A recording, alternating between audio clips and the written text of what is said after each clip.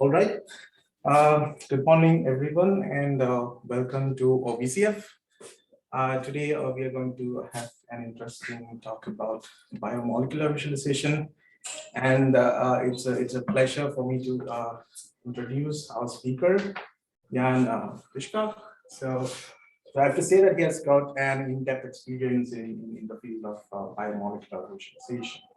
And Jan is currently an assistant professor at Masaryk University, Czech Republic, also an adjunct associate professor at UIB. So his work is mainly centered around visual data science, focusing on various challenges in visualizing biomolecular and spatial-temporal data.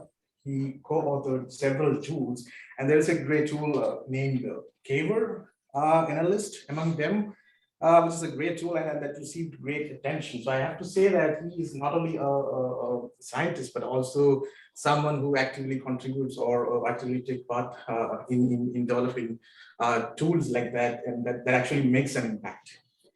So additionally, his research interest recently extended towards VR and its use for exploration of complex molecular data.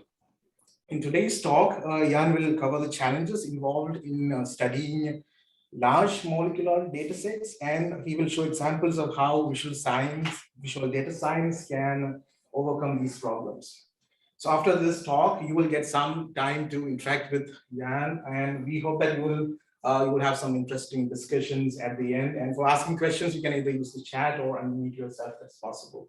So now, without any further ado, I invite Jan for the time. Jan, please. Well, thank you very much for very nice introduction. Now I actually don't need to waste the time to bragging about myself. So let's get the first few slides. The only thing which is kind of was not mentioned yet, that since I'm as professor here at the UIB, this also means that I'm visiting UIB from time to time. So if you guys want to talk to me, perhaps at a later stage, you can always drop me an email and this can be arranged. So today we are here to talk about the science, right? So let's start with the scientific method as defined by Francis Bacon. And it has 4 steps. You make an observation, then you create a hypothesis about your observation. And then you collect some data. Sorry, no worries. I'm just not. No, don't do the lights. Don't do the lights. No. It will come down. Okay. Is it too dark? Is it better? Yes, that's not better. I mean, we can see the screen. Yeah, We cannot see the remote audio. Please continue. All right. So again, you make an observation about some phenomena. You create a hypothesis about it, and you collect the data to confirm or disapprove this hypothesis, and then you draw some conclusions and maybe refine your hypothesis. Right. The modern way about how to do things is quite simpler, right? It has actually just 2 steps. You generate a huge amount of data, and then you have no idea what to do with them. So that's a little bit of exaggeration, though, but it's still quite problematic nowadays with the amount of data we generate to process them, to analyze them. And therefore, a term data science appeared. This is just a fancy term which kind of it's umbrella for multiple research fields drawing from the informatics, statistics, machine learning, and so on, which are supposed to give us ways to look into the information and extract the useful parts from these complex data. And it's applied across a broad range of domains. And today we are going to talk, obviously, about the molecular biology. And one part of the data science is visualization. So why do we need to visualize the data? This is taught already for decades in statistical classes using Anscombe quartet, which explains that we need to actually show the data and not just using a statistical measures, because for very complex data sets, very different data sets, it might happen that the statistical measures such as mean, correlations, standard deviation, and so on are quite same to some particular amount of decimal numbers, but the data set, as you can see, look very different. This one particle is for obvious reasons called a Datasaurus dozen. It's just a modern version of a Anscombe quartet. Today, we are here to talk about the molecule. So let's look at the data we are dealing with, right? So the most important thing is that domain experts are interested in chemical structure of molecules, so meaning the atoms and bonds between them. But this field is somehow specific because we are studying inherently spatial phenomena, but we are looking at it through non-spatial means because we can't really see the molecules in their natural environment. So we need to do this indirectly by measuring some properties such as biological activity, maybe toxicity, charge, mass, and so on. And you can imagine that there could be hundreds of different experiments you could perform with the molecule. But frankly, to be honest, it's at any given point, the biologists are mostly interested in just few of these measures, like 5 measures at a time, right? And this is not really that hard to analyze and work with. What is more interesting is if you toss into the set a huge amount of these molecules, because in tasks like virtual screening, the idea is to compare hundreds of thousands of different molecules based on the similarity and maybe draw some conclusion and find out some possible candidates that can be used for a drug design and maybe cure some diseases. And looking at this type of data in their raw form, in terms of table, for example, is quite impractical. But don't take me wrong, I mean, having a qualitative analysis of data is very important for the domain experts. But with the amount of the data, it's becoming more and more impractical. So what we do, well, we extract some features, make a high dimensional vector, and we toss them into the dimensional reduction techniques, VCA, DSNE, UMAT, you name it. The problem with those is that each of these techniques produces very different representations of the data when projected into the lower dimensional space. And also the molecules, due to the loss of information during the projection, even though that they are quite similar, they may actually happen to be on the opposite sides of these charts. So there are some ways how we can make sure that the domain experts actually understand what is within those projections. And I have been talking about this quite a lot this summer during the CEDAS conference. So I decided I don't want to really repeat myself too much here because a lot of you saw my presentation there. And I would rather talk about 2 different aspects of these data. And the most prominent one is that the molecules are not static. They're actually quite lively, moving all the time. And since the movement is often connected to the function, it is of utmost importance for the domain experts to understand these movements. And you could suggest that the time is just an additional dimension to our data, right? And to some extent, you would be right. We have few of these dimensions, so one more. What is the problem there? Well, the thing is that if you want to study causality, so if we have 2 events and we want to find out why some reaction happened, we need to study the causality within the simulation.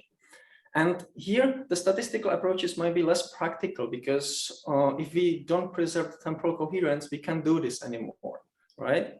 So we are kind of forced to stick with the animation to show all these long data sets, but they can have hundreds of thousands of frames nowadays. And if we do not really want to miss any of the events because they can happen on different scales from single picoseconds to nanosecond scales, we need to watch the whole simulation at some reasonable speed, let's say 1 frame per second. That would mean that we would look like on this animation for 28 hours. And even if we would sit through the hosts are simply incapable of following the large amount of changes which is happening between the individual frames. On the other hand, if we speed up the simulation to reach some reasonable playback times, we may very easily start losing or miss some of the important elements, especially if they are really short time living. And the second challenge I want to talk about today is the size of the molecules, because the biological molecules can be really big.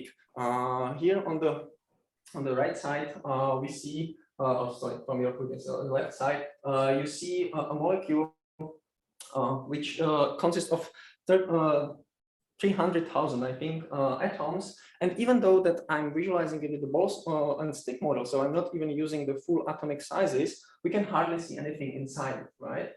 And don't even let me start about the DNA. In every human, there is about 200 billions of atoms in each such a molecule. So it's actually even impossible to really draw it the whole on the atomic level with the current technologies.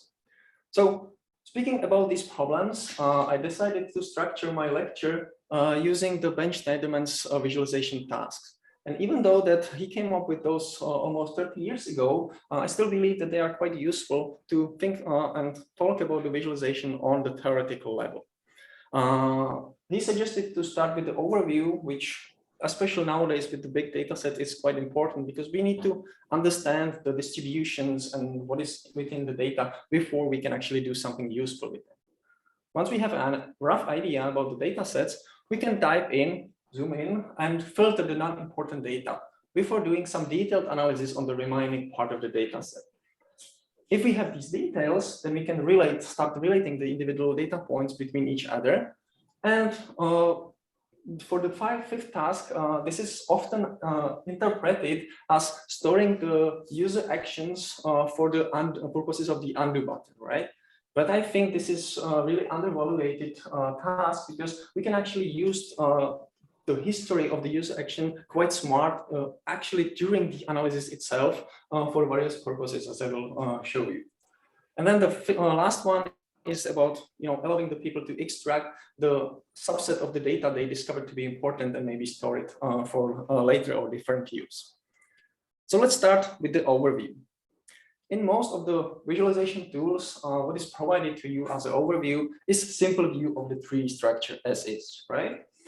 And to be very honest, it kind of works for smaller systems. There are some representations which are more suitable for overview purposes than the others. For example, this secondary structure view, because it abstracts from the actual atom, so it's simplified in these terms and put emphasis on some interesting data structures. But this becomes problematic when you have multiple molecules you want to work with, compare, and do some other stuff within your data set. Because irrespective whether I put them side by side or on top of each other, it's starting to be visually cluttered, and I can't really see too much details within that view. And if I have more and more of these molecules, this simply doesn't work anymore.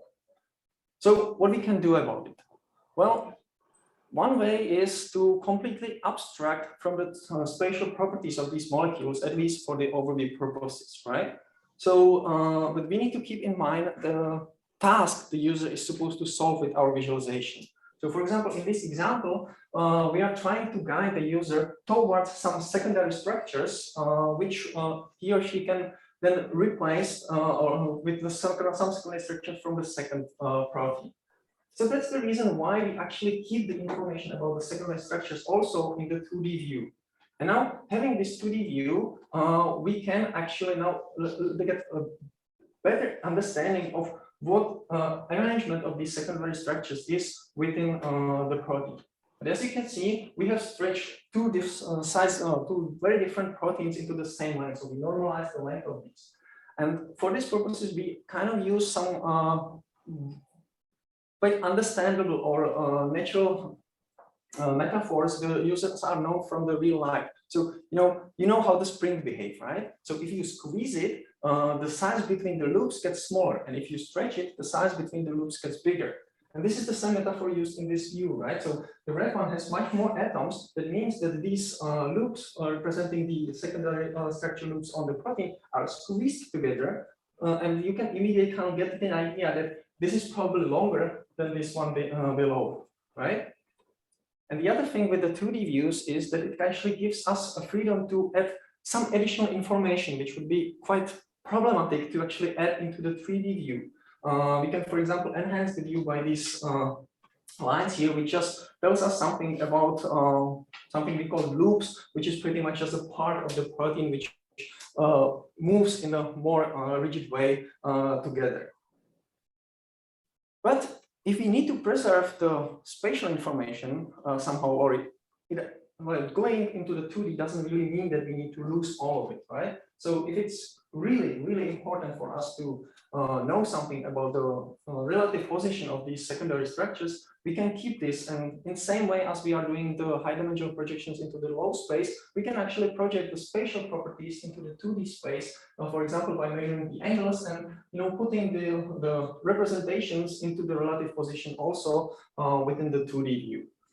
And this kind of serves two purposes, because it can also be quite useful for time management, because we can now run the simulation and use this representation to see which part of the protein are more flexible than the others, because if the relative position changed quite a lot, this is probably more flexible than the secondary structure in the middle.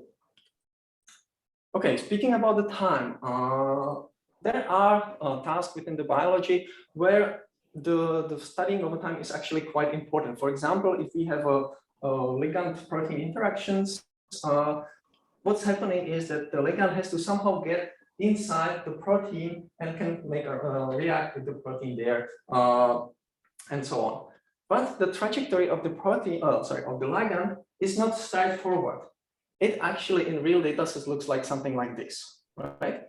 So again, what we can do, well, we can use the similar abstractions. We can take the trajectory, classify it into based on some property we want to investigate, for example, the distance to the active site we've been talking about, and we just project the whole trajectory into a 1D or 2D space, but having a 1D type of visualization. And we can immediately see that the ligand spent a lot of time inside that protein, but only at the end it actually reached the active site. So this is really nice representation, which gives us some overview of what we have in the data, way better than the spatial. So where is the catch? It doesn't really scale well. Think about it. If you have a monitor, full HD, you have 2000 pixels wide. If I have 5000 long simulation, this is what I get if I'm using a pixel per frame, right? But I have hundred thousands of frames. How do I show it?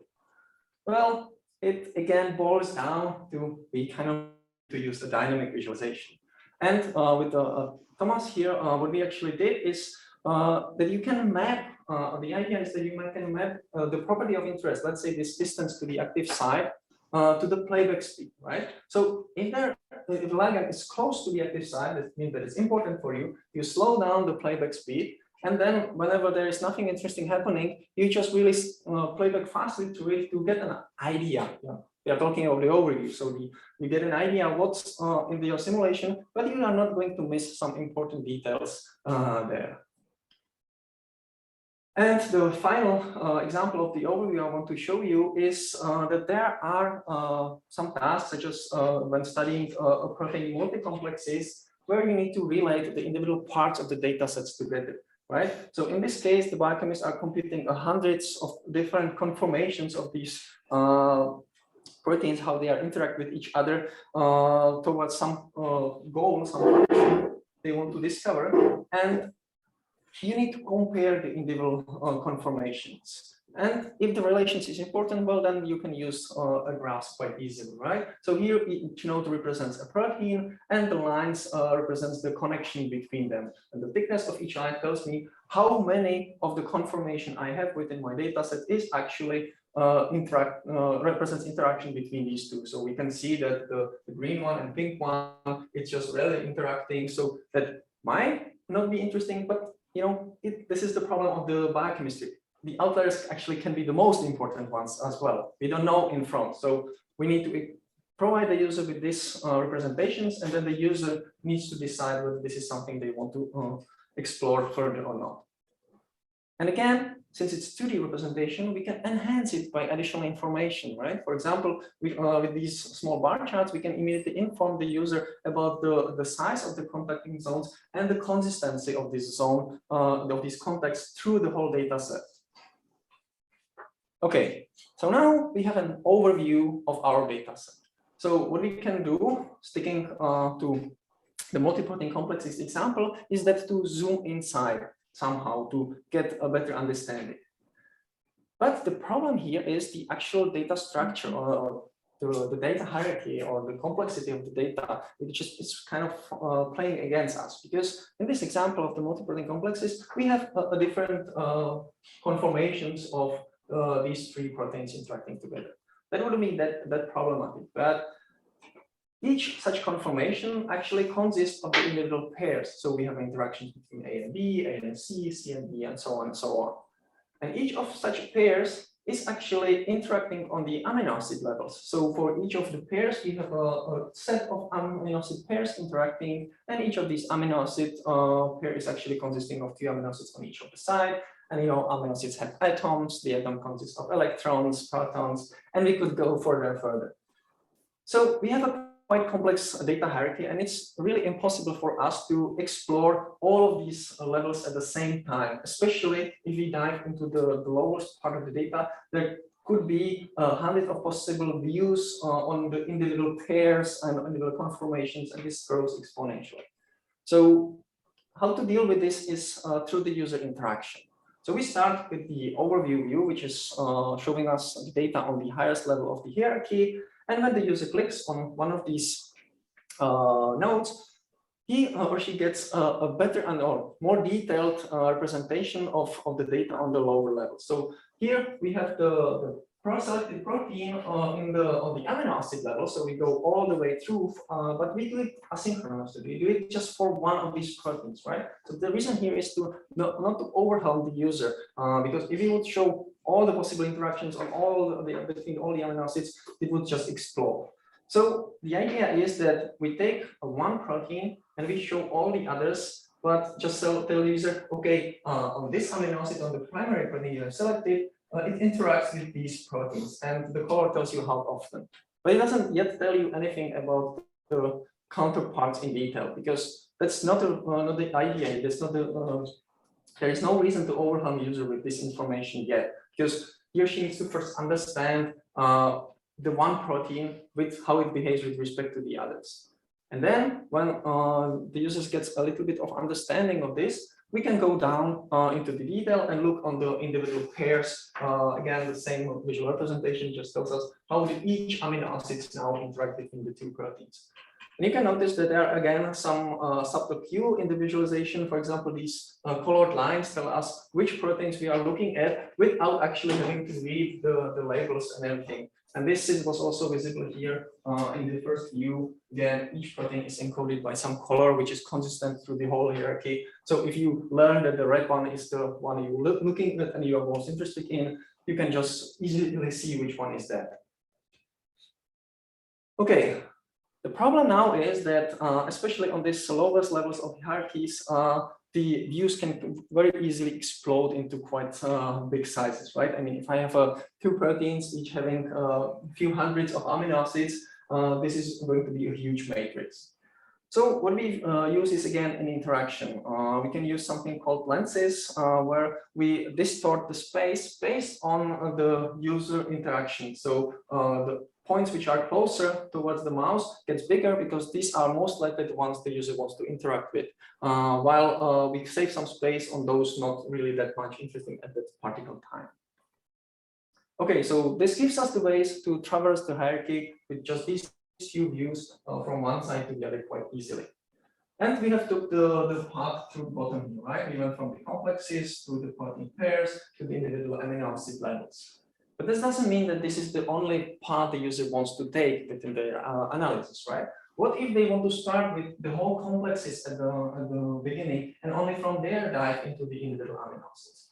Well, for this, we need to provide additional views. So you need to think about the different levels of hierarchies and different possible workflows the user might actually have. And for example, for the individual conformations for the whole protein complexes, we can use something like a scatter plot here with the properties, just allowing us to compare or relate these properties together within those views. And of course, since we are studying spatial phenomena after all, we need a 3D view because, for example, in any other view, it would be quite impossible for us to spot that this pink protein is actually forming some kind of a wedge between the other 2, providing them from interacting with each other. So this one is actually making the function or regulating the function of the whole complex. Okay, so putting all these things together, making them interactively linked, gives us quite a powerful tool to explore the data. When I'm talking about linking the thing, we often in visualization talk about linking and brushing, and this pretty much just means that if I select something in one of the view, it got selected and highlighted in the other views, so I can easily relate the data points between the views. But what is quite interesting about this now is, as you can notice, is that I have selected some amino acids here, and if they got selected here, that's what I expect, but nothing is selected in the other views. The reason for this is because we are having a hierarchical data, and it can start to be quite confusing for the users. Think about it, right? If I select some amino acid here, and if I would automatically want to select the data through the whole hierarchy, I would then select some conformations here, which are consisting of these amino acids or containing these amino acid interactions, right? But since I'm doing this automatically through the views, that would also mean that I need to, in order to keep consistency, select all the amino acids here, which are contained within those selected conformations. And that starts to be confusing. The user selects something here, and 20 additional selections pop up here around the view. Like they really lose the track of what's happening.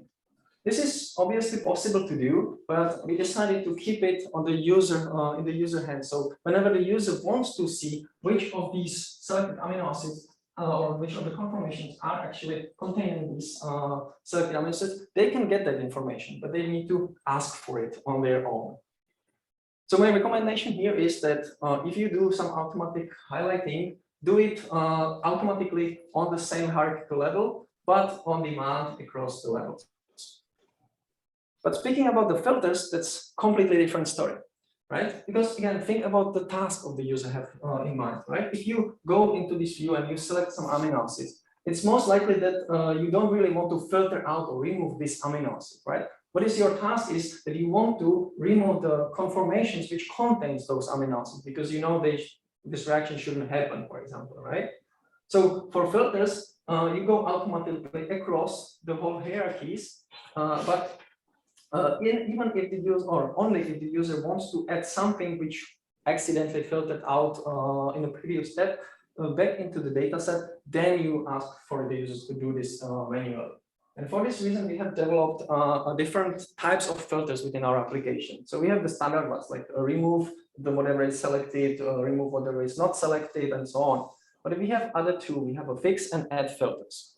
They are quite similar, but and the difference between them is that if you use add, whatever was before filter is added back into the data set. But if you use filter on whatever, then again, if it was filtered, it's added into the data set. But if you then use some additional filters later on, it will never ever be removed. So it's pretty much marking that conformation saying, yeah, this is biologically relevant, I want to keep it in my data set. And then you proceed with your analysis irrespective, and you don't have to be worried that you will lose that the conformation because you accidentally remove some additional part, amino acid pair, which you didn't really want. Now, having this complex set of filters, it can easily be overwhelming for the users. So we will return back to this example later on when talking about the history part. But now let's jump into the details on demand. So the idea is that most implementation of this task within the visualization community is providing users with some tooltips, and the on-demand part is understood like doing that on mouse hover. But frankly, this is very interesting and important for the domain experts because it gives them the information they need, but it's quite boring for the presentation today. So let me show you rather an example where we took the details on demand concept quite literally and apply it for our virtual environment system for modeling or creating the DNA origami. So what is DNA origami? DNA origami is quite new field in the biology, but the scientists are trying to use the DNA strands to build nanorobots, the functional nanorobots. And what you see here is actually two parts of a shell of a nanoscale motor. This is the whole motor as built together. And what you can see is two different representations, right? And it has a reason for it. Because if you want to, move around the motor, maybe see a few scales on higher level, the visual pattern introduced by the individual nuclear bases as seen here, it's just uninteresting, unimportant, right? So we simplify, and each of the DNA strand, the double helix, is represented by a simple column here. But there are tasks when you actually just want to, remove one nucleobase to change the function, or add few nucleobases there to extend some of the strands. And there you actually need to see them. So then the global detail is important. Now, so what we did is that we allowed the users to change this representation on demand, however they feel need for their particular task. So what you see in this video is that the user can actually take the control in VR and just move it into the scene. And whatever is inside that sphere of interest is changing the representation. And this can be either temporarily or permanent, depending on the particular need. And we often embed the more detailed representation into the less detailed one, which gives us context for the whole system, but provides the details wherever needed, right? And this is useful because if you have a task that you want to just add or remove one nucleobase, you can simply put your hand inside that molecule, find the nucleobase you want to remove it, and then remove the hand and see the whole structure at the global level, how it actually influences these low level changes, how they influence the global structure, for example. But this was details on demand by hand, but we can use the similar technique also automatically. So again, returning to that work we did with Thomas, is that you can have some spatial rules which allows you to specify what is important for you. So for example, here the user said that the most important part is the ligand inside. So this is represented here by a balls and stick model. And then the second rule can specify that the second level of importance are the amino acids interacting with the ligand. And these rules can actually specify what that means that the amino acids is interacting, right? So it can be a distance, angle between the ligands, the types of atoms which are close to each other, and so on. And then the system can actually automatically process all these rules and apply them during the simulation. So we can easily see how some of the amino acids are starting to possibly interact and then disappearing because they cannot longer interact with the ligand. And we have also experimented with the same idea across the temporal domain. So having a simulation, we can get an overview, but whenever this zooms in, this means that he or she wants to look at something in more details, right? So this is the request for on-demand details. So we slow down the playback. And this is simply done by measuring the distance between the camera and all the parts of the simulation, which are then defined again by the user using these spatial rules for defining what is important in that particular simulation. Now, this brings me to the relate task because here it is becoming obvious that it's important for the users to relate between the spatial properties and the temporal task.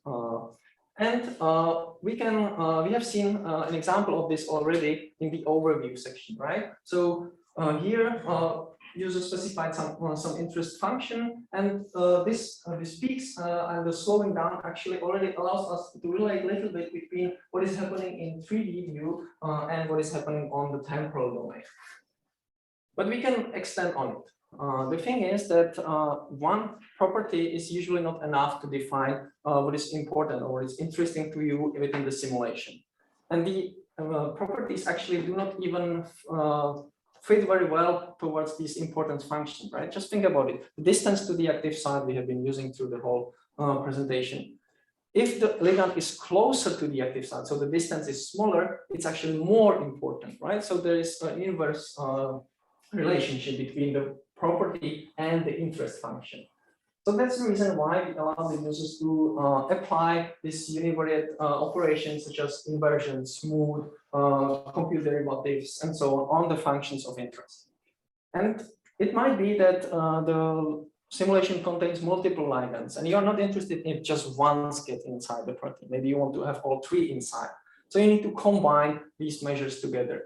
And you can do it through the other combinations. But, and this gives you quite powerful tool, right? Because, for example, in this video here, what the user did is that they used the derivative on the number of voters inside the molecule, and then used thresholding to make this pulse function. So you immediately see when a molecule gets inside the protein. And then you can use the spatial rules to actually specify what representation you have for your waters, and whenever there is a water getting inside or leaving the protein, you make it such that it appears as a balls and stick. So you can immediately link the events on the in space with the events in the time with the events in the space. The problem with this bottom view, though, is that it can start to be quite cluttered again, because if we have multiple those interest function and measures there, and we can apply different operators on them, the user can very easily and very quickly lose the track what is actually happening there, because you inverted some, you maybe computed some derivatives, that you combine something together, and you have no idea what this interest function is actually now representing, right? So this brings me to the history part, and what we are currently trying to work out is a better interface for this particular task. So here with this video, you can see that we have some starting boxes which user can just take from the UI, drop into the UI, and they can actually set up some whatever these boxes is representing, right? So this could be a position of an atom residue, maybe a computation of some center of the whole molecule, and then you can drag these lines into some other boxes, which again you can just take from the UI and drop into your workspace, and they are computing, for example, that distance between the things. So you can specify this is my active site, this is my particle ligand of interest, and I'm computing the distance between them.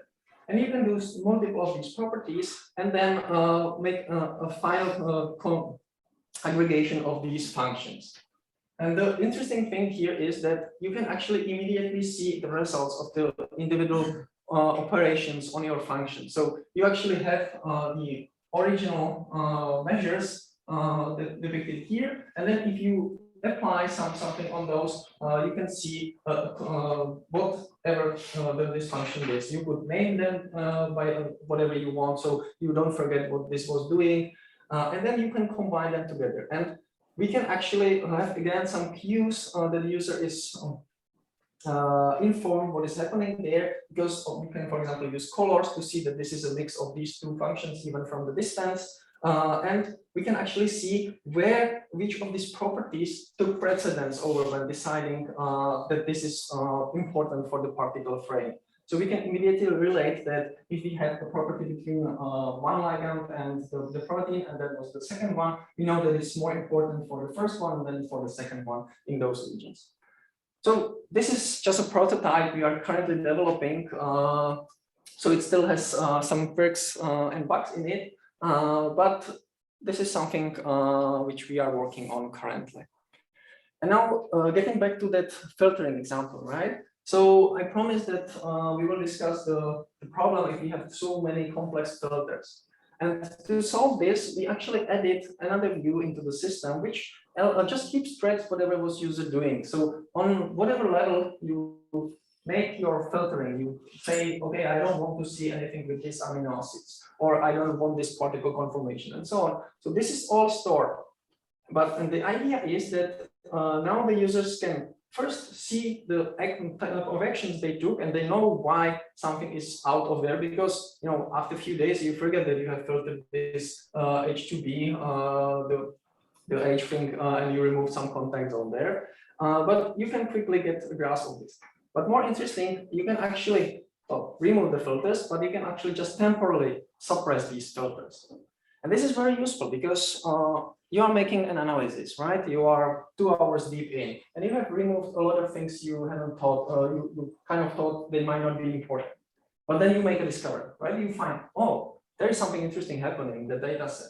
So let me see what would happen if I would kept something out of it within the data set. Does it make any relation to what I currently have and maybe have already removed? So you suppress that particle filter, for example, removing the pair of the amino acids here. And what happens is that the data pop in back into the data set, but they are visually separated from the rest. So you can immediately see, okay, so this is what I have at this moment, and this is what I remove. So it's tail of this thing. So okay, that might be fine. But there are two on the other side, right? And this is something that I may have not considered when removing this particle thing. So I might want to add them back into the analysis. We have similar representation in the matrices. For example, we have these crosses, which tells us this whole thing, this whole column is going to be removed if you reapply that filter, or just part of it, right? Because this is the aggregation, so we need to have a different representation, whether it's whole thing is gone or just maybe half of it.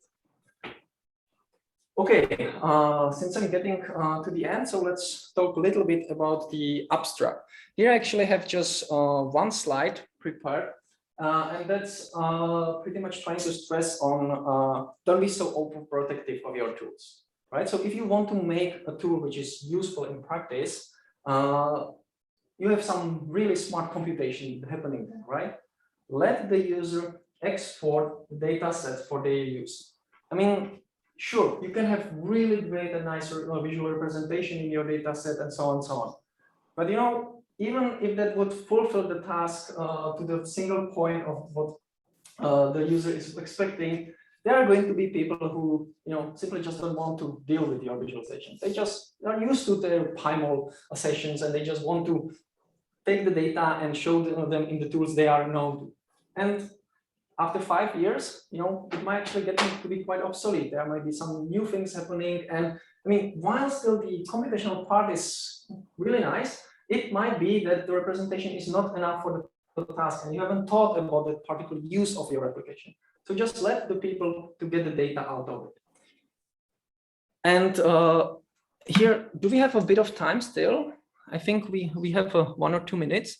I actually prepared a short live example of that application we have just seen.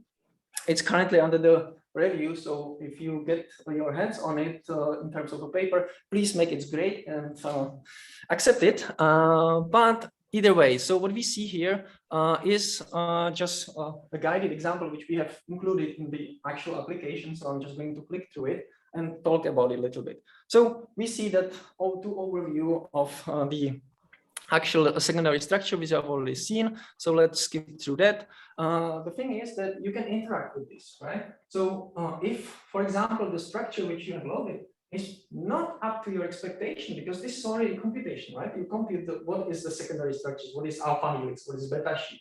You can change it here. You can directly interact and change this data even before you start any analysis, and doing so in the overview makes it way easier than doing it in the 3D view, which is the standard 3D view you can rotate with here.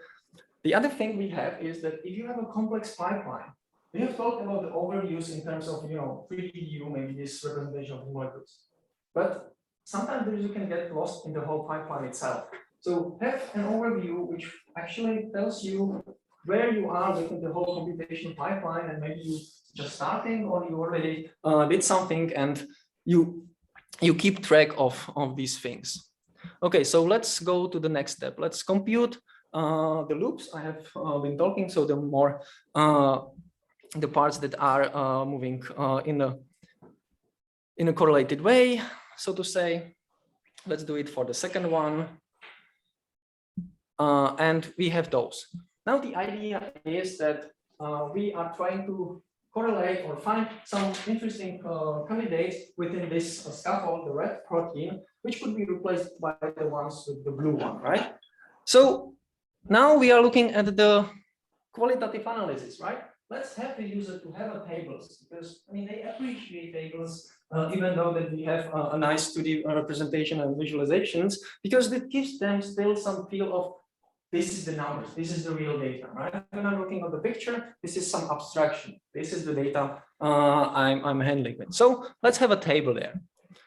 And then let's let users to explore interactively what parts of the data set we have, right? I mean, in this, I unfortunately cannot turn off the blue one because it's prevented by, because it's a guide, but you could do it in the real application. So you could turn off the blue one, and you can see that I have highlighted this one, and because of the linking, I can immediately see where it is within the 3D. So I can again relate 2D and 3D views together.